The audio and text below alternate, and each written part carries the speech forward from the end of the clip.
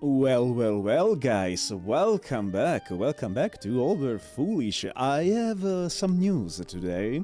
I'm actually found the problem of my microphone, and that would be the normal noise suppression of my OBS. The now is fixed. So, fixed in which way? I used different type of filters. I still need to set a new noise reduction from a plugin that must be outside of OBS, because apparently the one that you use in OBS is absolutely terrible. At least if you want to be expressive, if you don't just talk and that's all. And yes, as you can hear, my voice is completely better and cleaner. Absolutely. The only thing is that my noise suppression is off at the moment, and just at the moment.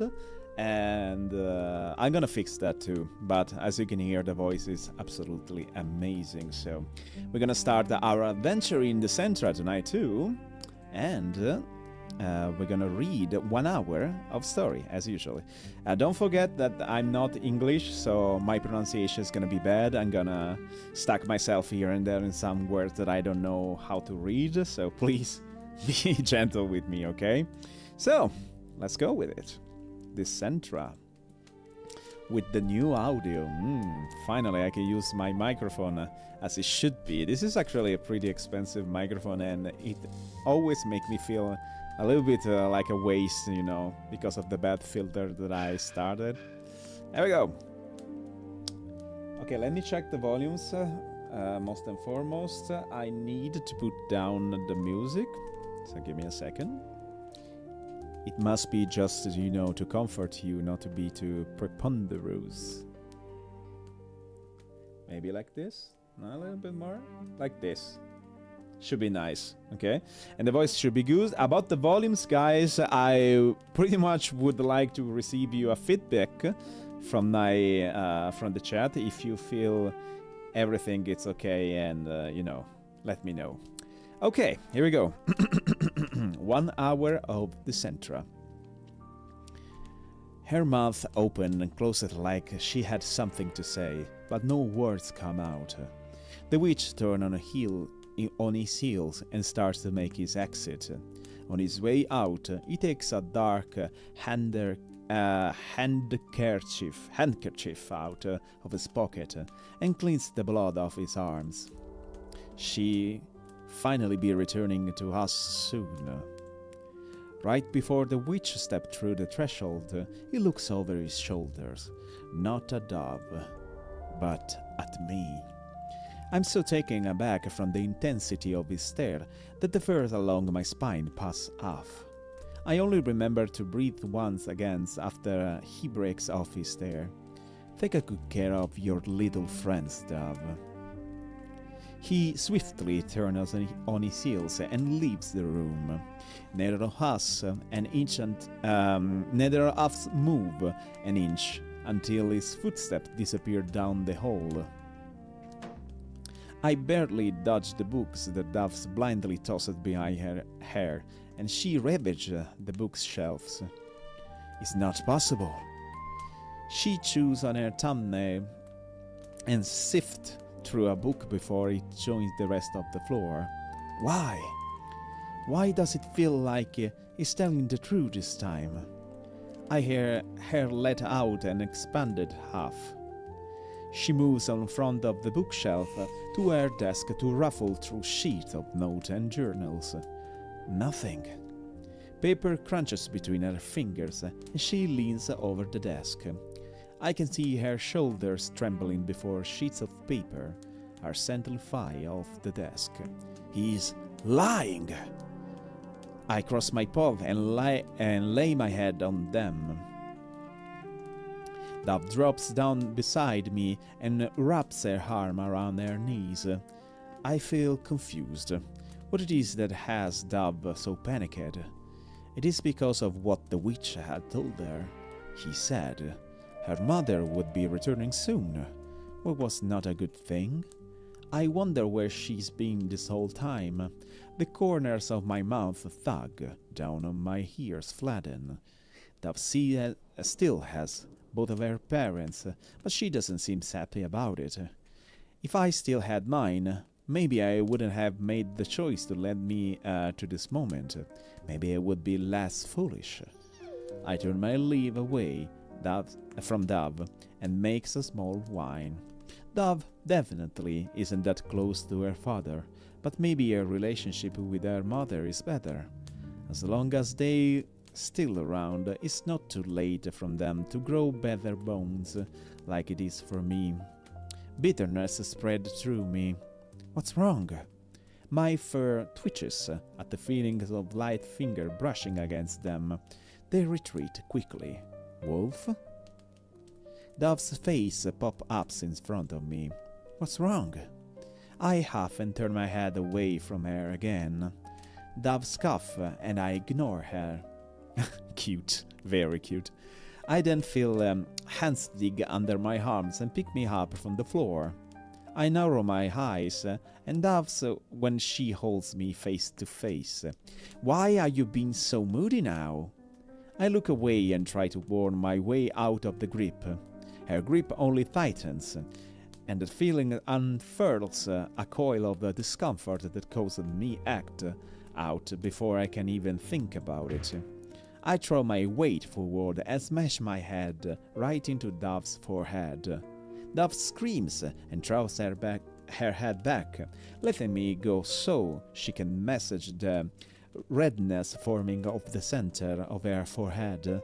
I fall onto the floor and curl into a ball away from her, cradling my own head with my paws as I let out a small whimper. For a moment, the two of us lie curled up on the floor, writhing in twin agony. Ow! She shoots a glare at me. What's your problem? My eyes shut, ignoring her. I hear her sigh when it goes quiet. Some time passed before I heard Dove start to shuffle around. Pages are leafed through, and books are tossed recklessly, until Dove whisper are all that fill the room. My eyes close and I get lost in my own thought. Do you like fireworks? My eyes pop open and my ears perk up. I look at Dove and tilt my head. She kneels next to me, clutching a boot in her lap nervously. She glances at me, then looks down on her lap. I can make them for you. I can feel my tail begin to sway, and Dove's face lighten up. I've never seen fireworks before. The study is thankfully empty when we enter it. Dove crosses the floor, moving from shelf to shelf to gather material. She places a small vial of powder on the floor in front of me. Using certain type of metal is what determines the color of the firework. I follow her hands and she points to individual vials. Copper for blue, sodium for yellow, barium for green, and strontium for red. She places her hand on her lap and observes the metal with a melancholic look. I never actually made a firework on my own before. Father used to make them by hand when Mother was around. Every year on my birthday. My ears flop down at the frown Doves wear. She gathered the rest of the supplies and quickly started to make a small statue with the fuses trailing out of them. She cast a furtive glance in my direction as she assembled them. When she is done, she wipes a smudge of explosive powder of her cheeks. The floor is a mess of material, but Dove pays it no mind instead. There's just one more thing we need. My head pops up, and my tail begins to wag again. Dove notices my excitement and brightness in what almost seems like a relief. She holds up a finger. We just need a tube to launch the fireworks out of. Dove starts to search the study, pulling open drawers and yanking cabinet doors wide. Her cheeks puff out every time her search doesn't bear fruit. I poke my head out from under her arms to get a peek into the cabinet. She digs into boxes and pulls out bottles until she reaches the back of the cabinet. She strains her arm to feel out the furthest corner, as though what she is looking for is cloaked by a spell. Her effort turned up nothing, and she retracts her arm with a disappointed half. Where does he keep them? She chews on her thumbnail in a thought, and does another lap around the room, double-checking every place she looked. I wander around the room on my own. Perhaps my lower perspective will see something Dove doesn't. To my luck, I spot what looks like a paper tube on the bottom of the shelf, tucked away between worn books and jars. I make an excited yip and trot over to it. I waste no time gently grabbing the tube with my mouth. Then I notice the pale feet behind the shelf. I cry rips out of my throat. Okay. I drop the tube and startle back from the shelf with my tail between my legs. I hear the slap of Dove's feet make their way over to me. She looks at me in confusion. What got you all worked up? I stare at the feet behind the shelf, holding my breath to see if they suddenly start moving. My whole body is wrecked with fear. That doesn't look like another ghost. Doves follow my line of sight, and I see her go still when she sees what's behind the shelf. It can't be. Her eyes are wide in disbelief. I jump when Dove suddenly shoots off the side of the shelf. Help me move it. My jaws unhinged. Help her? As much as I would rather not, I make my way over and push against the shelf with my whole body. Books topple onto the floor, and glass bottles rattle together as we slowly move the narrow shelf inch by inch until the dark curtains behind it is exposed to us. My heart pounds and my muscles ache. We both take a moment to process what we found. Who we found. I can see Dove hand fidgeting in the corner of my vision. I swallow hard. Then I move forward towards the still curtain. There is no smell of decay. Instead, there seems to be a light hint of something floral. It's surprisingly present. I brace myself, then drag open the curtains with my feet. Doves choke on a gasp behind me, and the floor clicks. I give her a quick glance and see that she's taking a step back. It is hard to understand the expressions she wears. She seems to go through a string of them. Her face becomes painted with disbelief. For a wink of a time, a spark of yearning lights up in her eyes. Then her expression split into anguish. I turn back to the person behind the curtain, the woman. Her mother is the ghost. I knew it.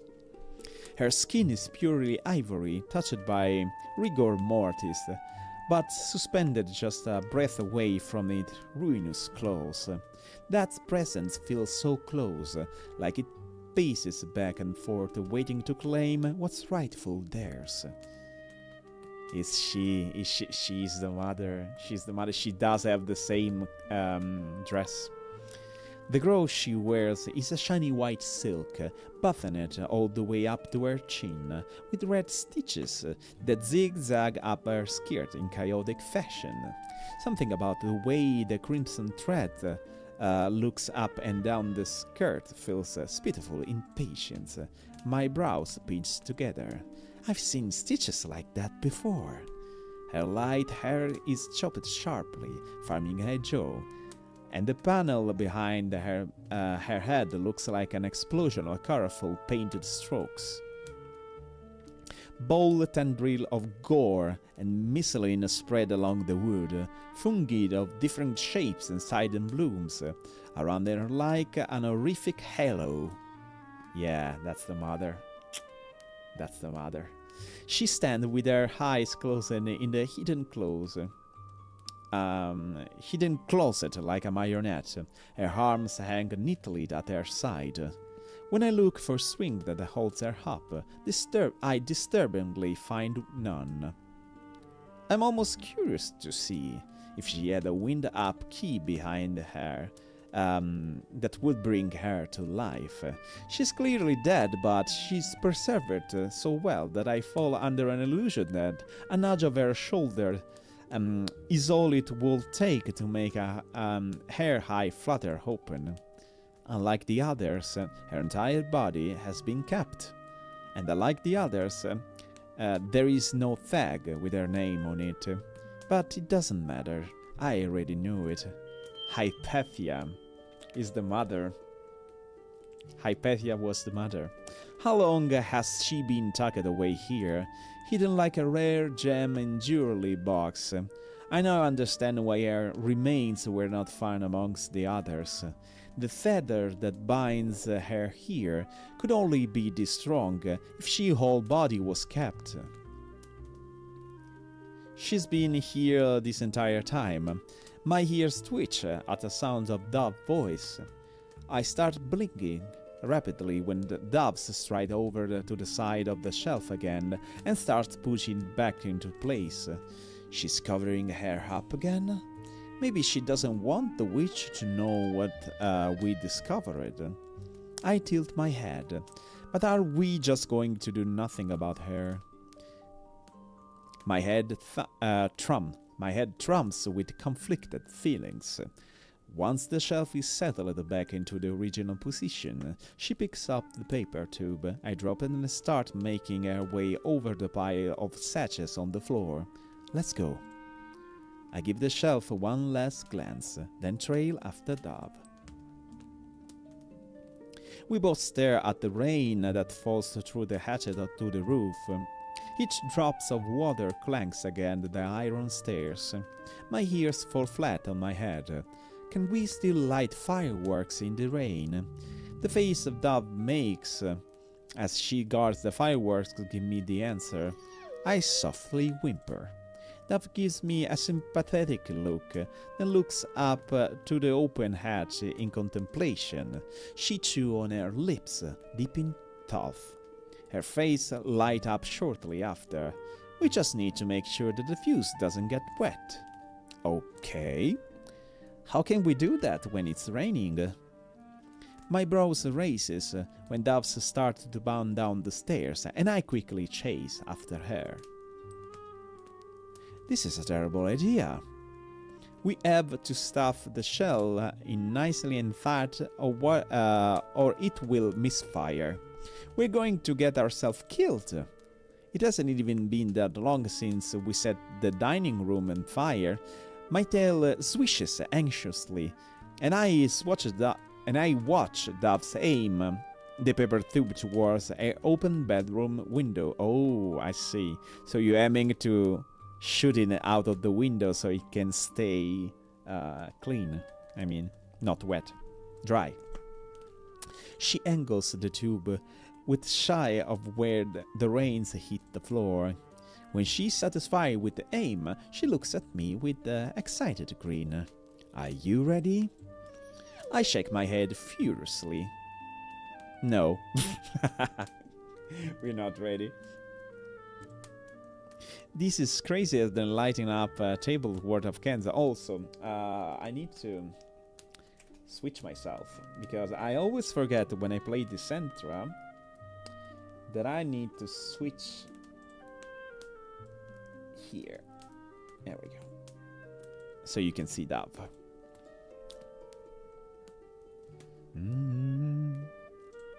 Maybe. My loud thought come out as nothing more than a whine. Don't worry so much. She holds a lit candle up to the fuse, and my furs stand up on end. I swallow as the fuse begins to burn. Just sit back and watch. I count each second that passes as the fuse burns away until it disappears into the tube. Dove tightens her arms around her tubes and braces herself. I suck in a breath, then... Did it work? Light exploded in bursts of colors against the bleeding canvas. The room lights up in flashes, and the sound of the explosion rattles my bones. The sight takes all the breath out of my lungs. My heart thunders against my ribs, and I start to feel weightless. Also, it is not really a good idea to shoot a firework with a dog near you because they hear loud noises even louder, like 10 times louder, so it's not good for his ears, you know. It's overwhelming, intense, frightening, and exhilarating. It's amazing. I race to the window and stand with my front paws on the window seat to get a closer look at the fireworks. The rain pelts against my fur and gets in my eyes, but I barely paid any mind. Is it how Dove felt in that moment, when she stood facing that tempestuous storm head on? My tail swung madly with excitement, emotion of awe and wonder rushed through me. I try to memorize the moment. The sound of the wind begin drawing out my fireworks by the fireworks. How the rain makes my nose feel frozen, the way the light looks when the fireworks explode. And Dove. I crane my head to look back at her after the fireworks are done. She stands staring at the sky, lost depth in thought. I feel uneasy over the conflict reflected on her face. Dove grasps her dress, and I notice the messy patchwork of stitches that hold the thin fabric together. She inhales deeply. I let out a yip when she suddenly bolts out of the room. I rush into the study just as Dove finishes shoving the tall bookshelf to the side again. She breathes heavily, and she yanks open the curtain that hide the body behind them. My eyes bug into my head when I see what she does next. Dove grabs a handful to the corpse bodies, then rips it open. Buttons pop and fly. Dove's jaw is clenched tightly, and she takes in the colorless flesh beneath the clothes.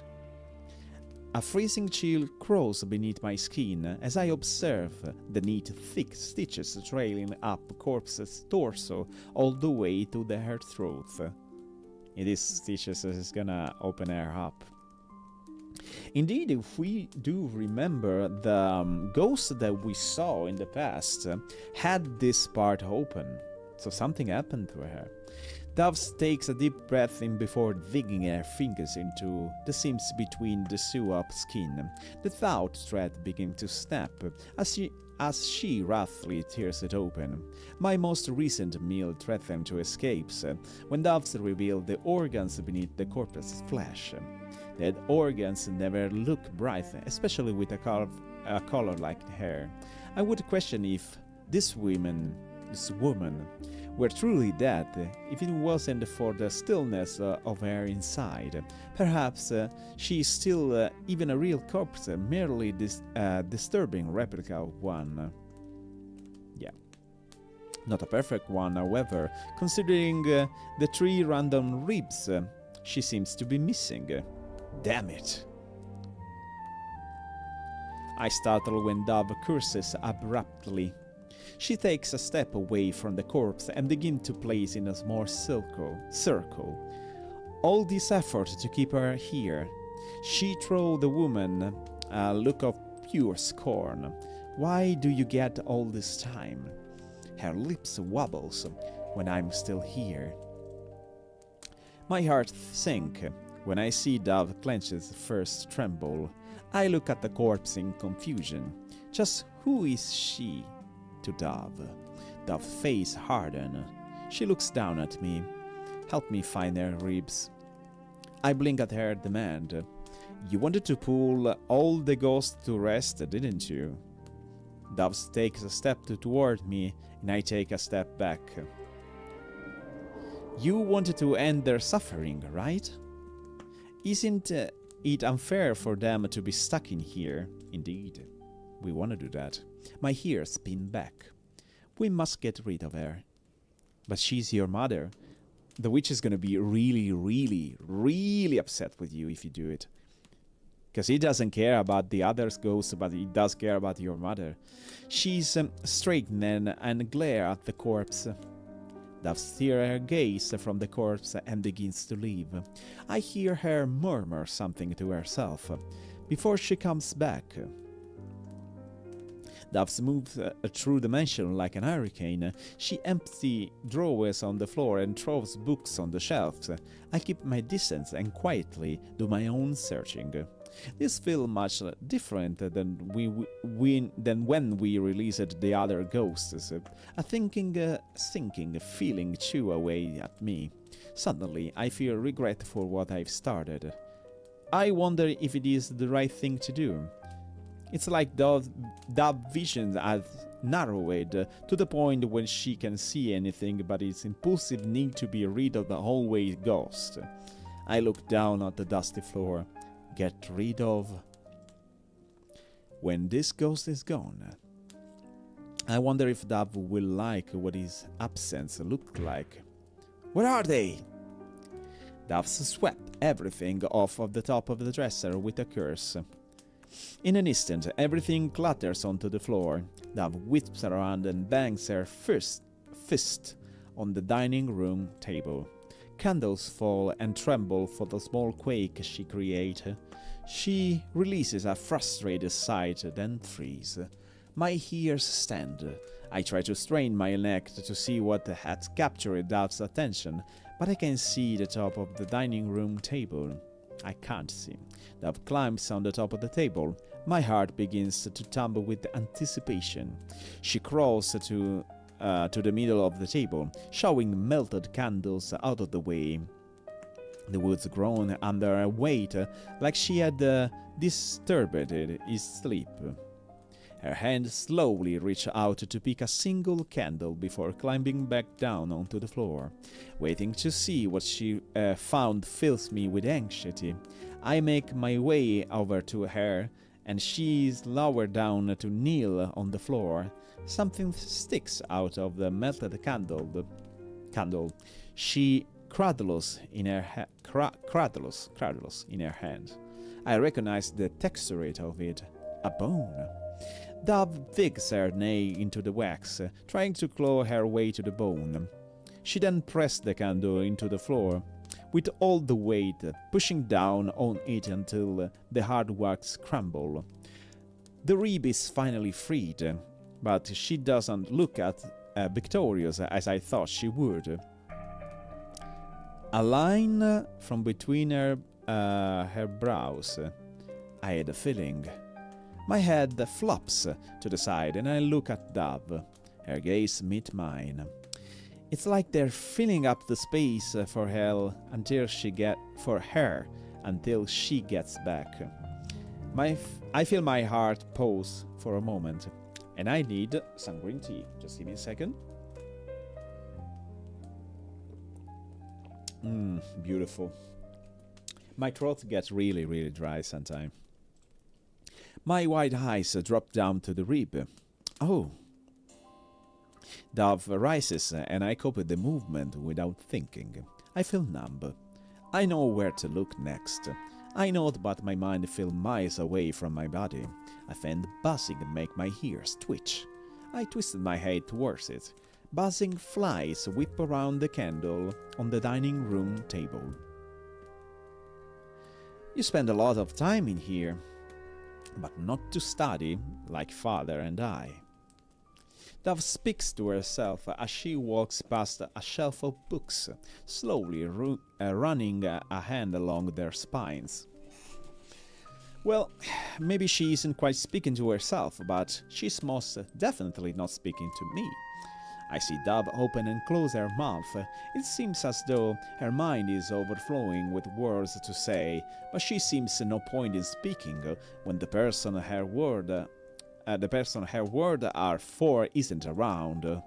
Her sharp eyes look through the shelves. I follow behind her until we end up in a dark corner. Section by section, the candlelight illuminates each book spine. A larger mirror on the wall briefly shakes Dove, but she's continuing her searching nonetheless. In the dim light, I make out what looks like a pile of blankets and pillows on the floor below the mirror, as well as an old oil lantern covered in sticky cobwebs. The sound of a fallen book brings us both to a stiff halt. I crane my neck up as my feet move back to the shelf where the book had come from. Another book suddenly tumbles off the shelf, and I barely dodge it. I can only watch as the shelf begins to bend from the weight of something climbing up and down along the books. Creaking wood screeches in my ears as more books fumble down. Dove and I both track the movement in dead silence, our senses as heightened as the bookshelf. In an instant, we bring our eyes to a particular book. I squint, trying to make out more details of the book. The book sits oddly, squeezing between two others and the very top shelf. Despite being so high, the spine appears extremely worn, like it's been plucked to be read over and over again. The library ceiling is incredibly tall. The top of her bookshelf is practically in the heavens. My body tenses in anticipation, hoping this mysterious library resident does us a favor and knocks it down on the floor, but it remains tightly lodged. I make a small noise to get Dad's attention and point my nose at it. "Hey, Alexis, welcome back, how are you?" She seems to have already noticed it. The corner of her mouth are weighted down as she set the candle on the floor, moving towards the shelf with unhurried steps. My chest pounds as I watch the shelves, searching for movement. Nothing. I share a nervous glance with Dove before she sucks in a deep breath and starts climbing the shelf. My nerves are lit with fear, keeping my eyes wide open in vigilance. And good. And just looking on the... Dad's still streaming. It's okay, Alessi. You do you. I start to relax a little once. Dove reaches the halfway point. Her shoulders tremble for exertion, and her breath comes out in a shaky puff. She stops to take a quick rest before swinging her gaze down with a scrunched brow. Just halfway up, the shelf must be high enough for the floor beneath to feel steady as sand. She retracts her eyes quickly from the sight, ready to keep going. She lifts her hand to move further up, but not before the sound of wood groaning being an echo not far from where she climbing to with her might. I go cold. Dove grasps and her hands slips. I yip in alarm and dig my nails into the floor as Dove struggles to find a steady grip against her feet dangling loosely in the air. My tail swishes in distress and my mind races. It halts to a single thought: the blankets.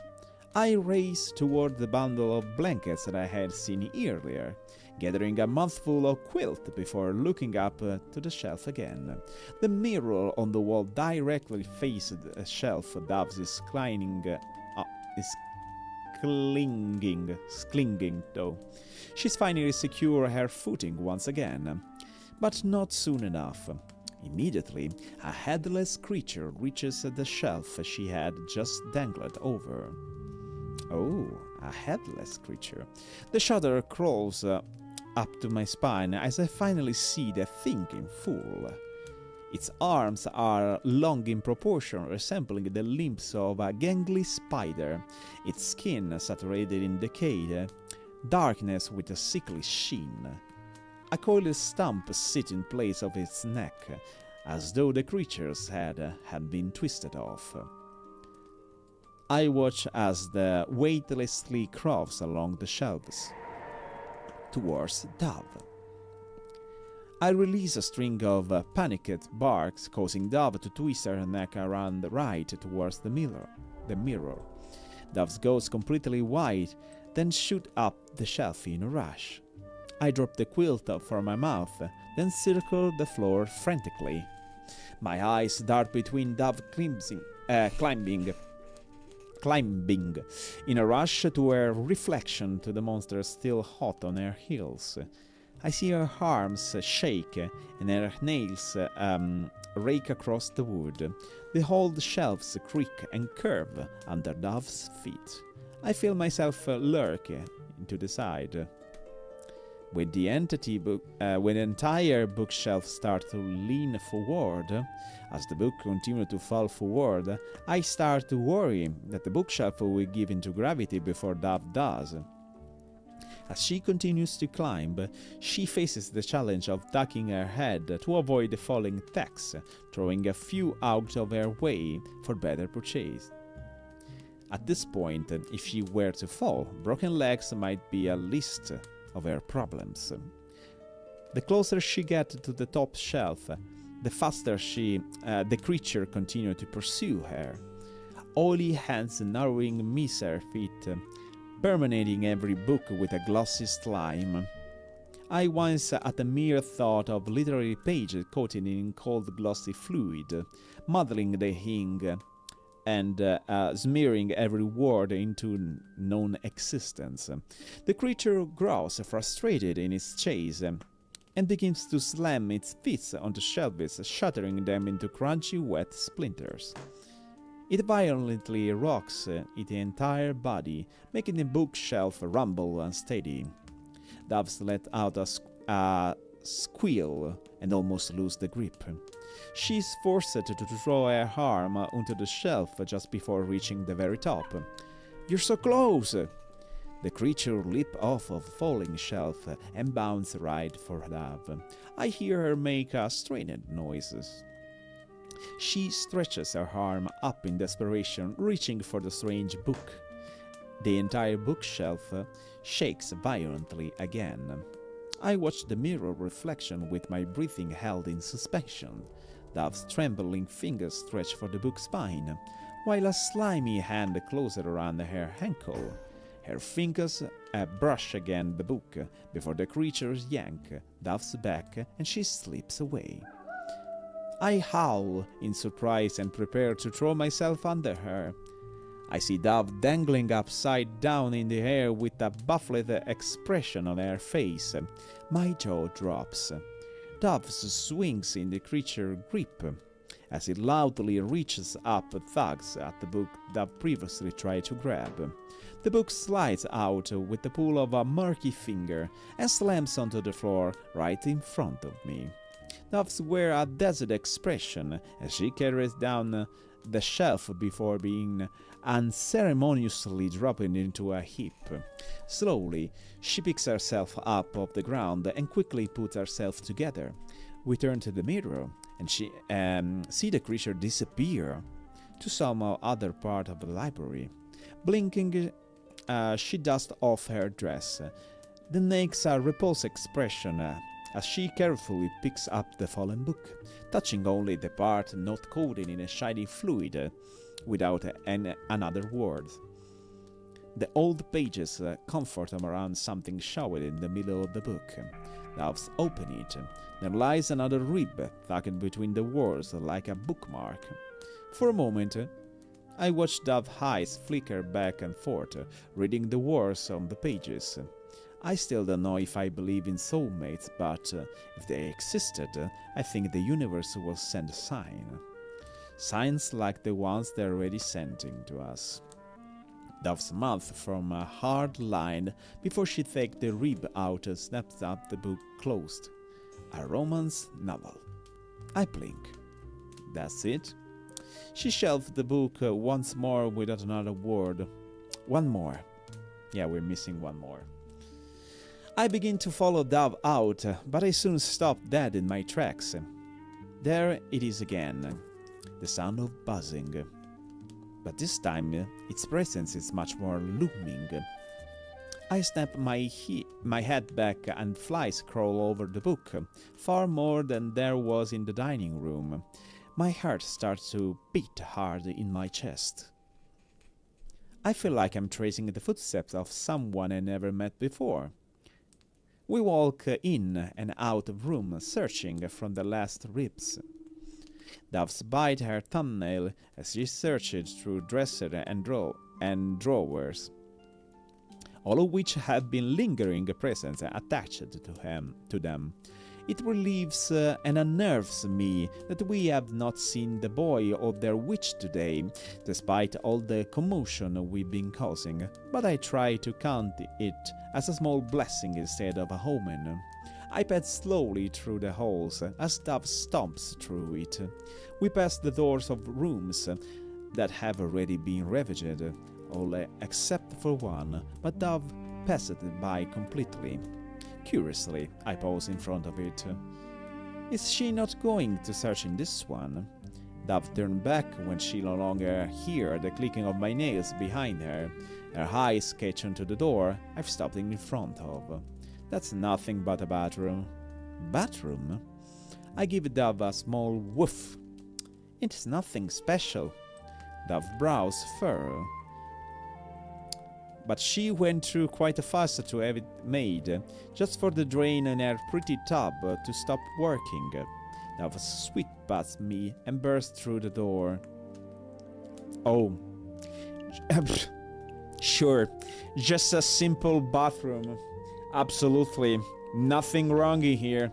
Everything normal. It's just a bathroom, you know. Okay. The sound of dripping water echoes the small room. Dove's feet make a wet slapping sound of the red tiles. When she steps further into the bathroom, the red stick to her feet, revealing the pristine white tiles beneath. I hesitated to follow down in because I finally spot the source of the rubbing liquid that stains the floor. The fang of metal fills the air, and blood drips over the edge of a porcelain tub that it sits under the tall window. I take a deep breath in and carefully step past the doorway. The ground is slick and the air is moist. I concentrate on every step I take so I don't fall flat on my face. Dove stands before the tub, and when I finally reach her side, I carefully lift my front paws up on the edge of the tub and peer into it. I can see my face clearly in the still surface of crimson pool that fills the tub to the brim. It just became like this one day. And Dove's face is strained. It looks like she would rather choke on her words than say them out loud. I didn't want to know what would happen if I tried to put my hand in it. Doves inhale deeply in preparation, then pulls up the sleeve of her dress to her shoulders. I throw a nervous glance at the cuts across her skin that are still freshly scabbed over. Pray nothing in here likes the taste of flesh. Dove lets out a small gasp. When she dips on her fingers into the blood, she rips her hand away instinctively and breathes shallowly. It's warm. A shiver crawls up my spine. The stiffness under my paws begins to make me uncomfortable. Dove presses her eyes shut for a second, then dips her arm back in. I can see goosebumps rise on Dove's arms before it sinks into the red. She goes slow until she reaches the bottom of the tub. Her arms shift and she searches for the drain. Okay. The sleeve of her dress slips off the shoulder and falls into the blood. Red bleeds into the white fabric. I hear Dove's breath each when she finds something. My whole body is wound up tight. The tension in the air is thick enough to cut with a knife. The sound of a dripping faucet haunts me. Immediately, something at the end of the tub makes my eyes snap to it. I let out a loud cry. Dove jumps and looks at me before she whips her neck around to the small sound of bubbling. Oh. We both watch in horror as something beneath the surface of the blood begins to breathe into life. The bubbles begin to crawl towards Dove, pulling a shriek from my throat. Dove grits her teeth and plunges her arms deeper into the pool of scarlet. Sweat runs down her pale skin as she concentrates intensely on undulging whatever was blocking the drain. I whimper as I watch the bubbling move closer and closer. Dove releases the shaky breath. But she still doesn't pull her arm out. The bubbles are just a breath away from brushing against Dove's arms. She lets out a sharp hiss and grits her teeth. Get out!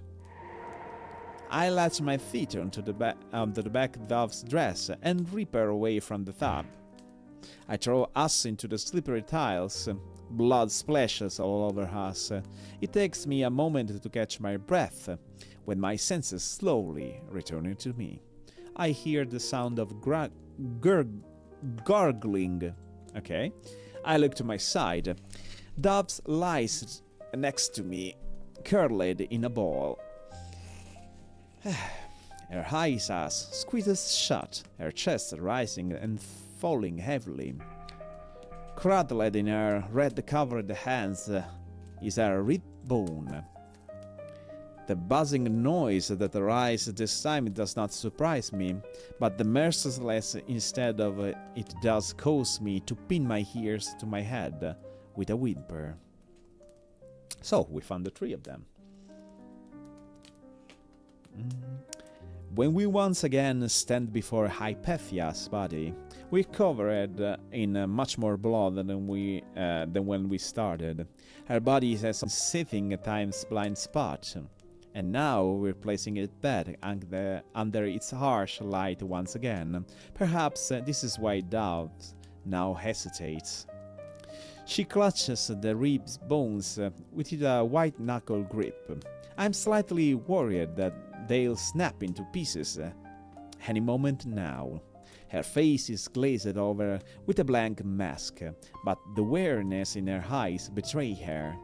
Earlier, she had been in such a rush to send this person away, but now she seems to be startled by her own thought.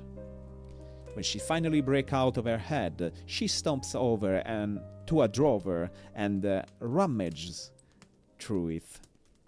She produces a needle, a roll of thread, and one more thing off of a shell, a bottle that glows a faint orange. She makes her way over to the body.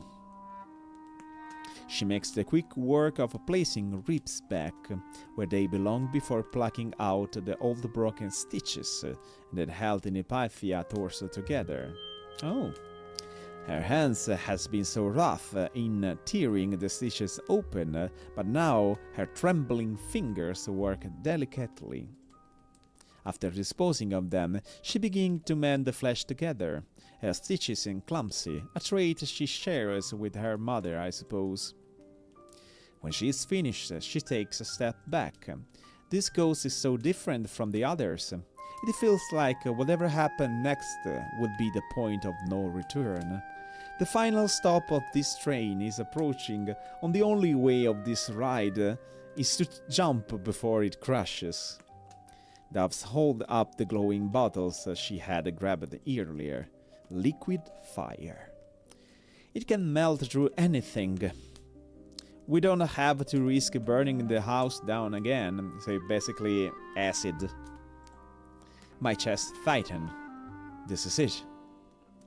Dove placed a hand on the corpse's arm, then tears her from the alcove. The corpse crumbled to a head on the floor. I won't be making the mistake of thinking this body could simply wake up and continue living anymore. It decays rapidly before my very eyes. like it's an overly eager to correct itself to the rightful stage of necrosis. Hypatia pale skin, darkened in patches, a dead green. Veiny lines start to marble across the cheeks, and an oily sheen begins to develop, along with a foul smell that has me breathing shallowly. Okay. I flinched from the sound of Dove popping the cork out of the bottle. Panic surges through me. I don't feel ready at all. But I keep finding out that there are not many changes that wait you to be before they become your new reality. The corpse's flesh begins to dissolve from the pouring liquid.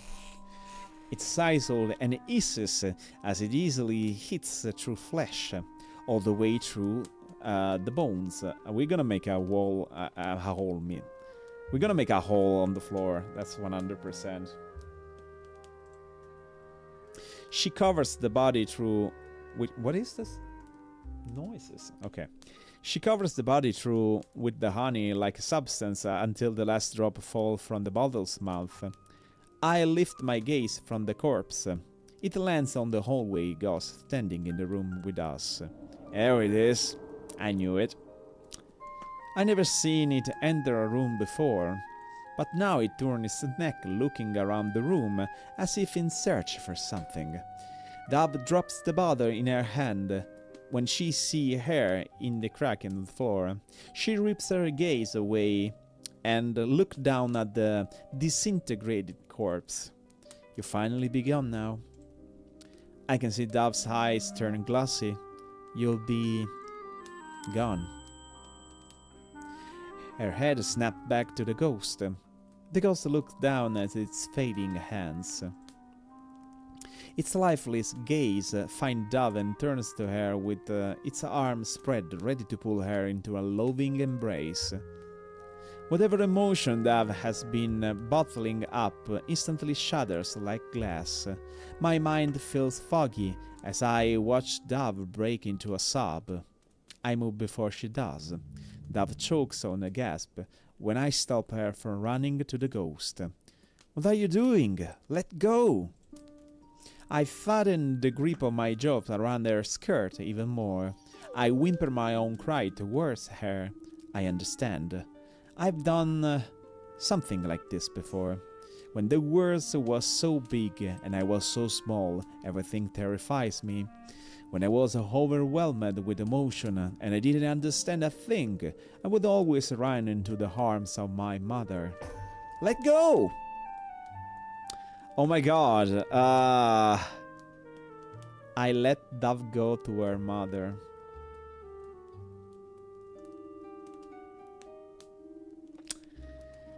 This is a really hard decision. Do I want to pull Dove back? Because I don't know what is gonna happen if she reaches her mother.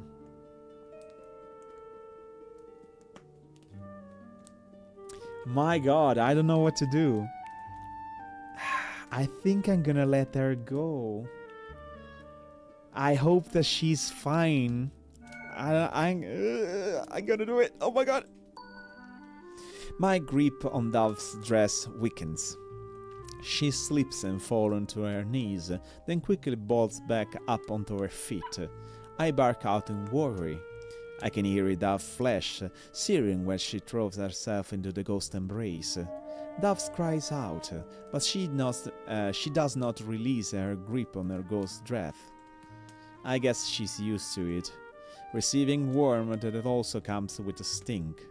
Dove tries to speak, but she can only make sound of agony.